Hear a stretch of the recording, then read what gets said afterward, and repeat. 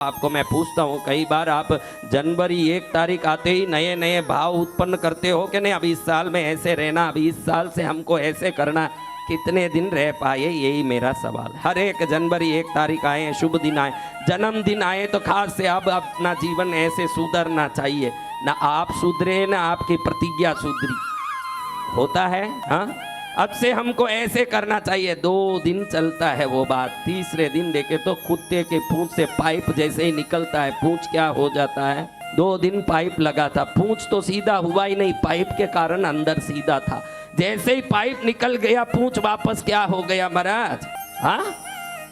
हाँ, तो कौन सर्वोत्तम आदमी प्रगति के लायक है, आप आज आपको बताना चाहता हूँ।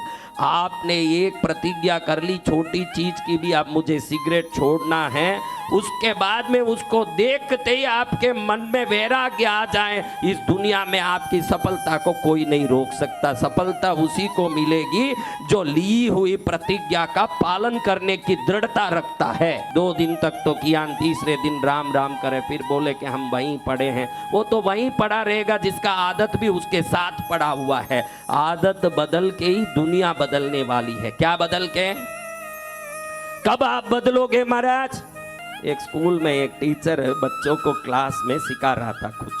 आदत क्या करता है आपको बताऊं, आप सब में सबसे बड़ी तकलीफ ये है, आदत आपको परेशान करता है। क्या चीज?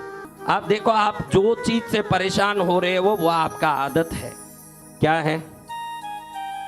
आदत नहीं बदले जब तक आप नहीं बदलो। स्कूल में टीचर क्लास में सिखा रहा है ELECTRITY।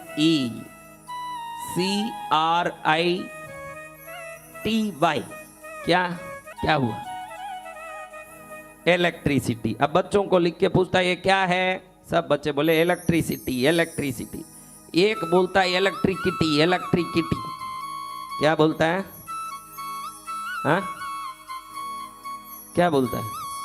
इलेक्ट्रिकिटी। अब ये सोच, अरे इलेक्ट्रिकिटी नहीं है, इलेक्ट्रिसिटी है, बोल। तो वापस उठ के, नहीं सर इलेक्ट्रिकिटी। क्या बोले? इलेक्ट्रिकिटी।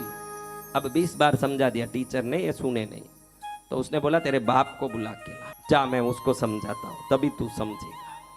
उस जमाने में ये बात थी, बाप खुद बच्चों को लाके टीचर को बोलते थे मारो इसको, अच्छे से मारो, सुधरना चाहिए।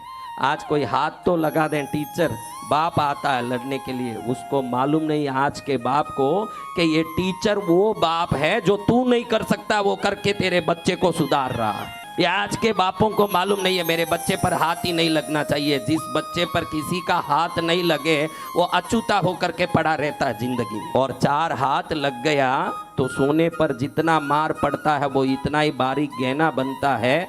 बच्चों को जो बड़े संयम और संस्कार से पालते हैं वही बच्चे दुनिया में नाम करने वाले बनते हैं।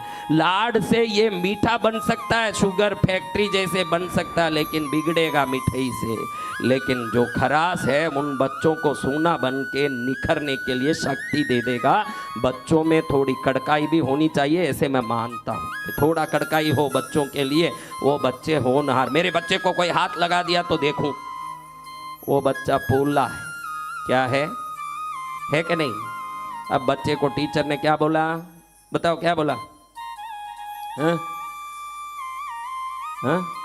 तो बाप और दादा दोनों आ गए। बाप को ये शिकायत के रूप में बोले कि तेरे बेटे को कितना भी समझाओ ने तो ये इलेक्ट्रिसिटी को इलेक्ट्रिकिटी इलेक्ट्रिकिटी करता है।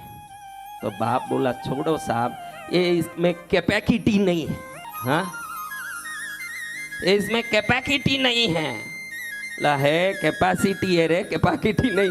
बाप ही ऐसा है तो बेटा कैसा रहेगा?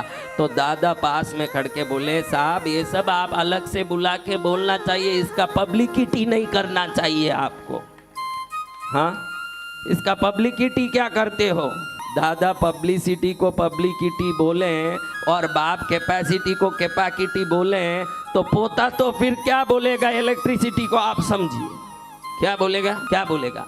तो आप ध्यान रखिएगा, आप में कई जिद्दियां अभ्यास बनी हुई है। अच्छे से सोचोगे, कोई अच्छा आदमी आके बोले तो आप बोलोगे 50 साल से हमारे पीढ़ियों में यही चलता है, हमको मत सिखा। आप ये बोलोगे हमारे दादा ऐसे करते थे, हमारे वो एक पब्लिकिटी वाला है ना, ये दूसरा कैपाकिटी वाला है, तो तीसरा तो इलेक्ट्रिकिटी वाला ही आएगा ना।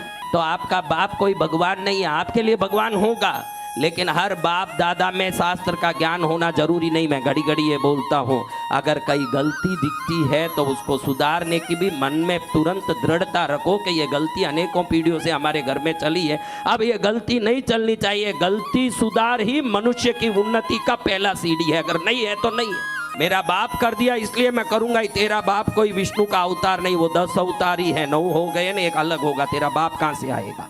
हमारे लिए माँ बाप पूजनीय है, ये एक अलग बात, जरूर पूजो, वो आपके लिए देवता समान है। लेकिन कोई गलत काम हो रहा है तो उसको सुधारने की दृढ़ता भी हमारे में होना चाहिए।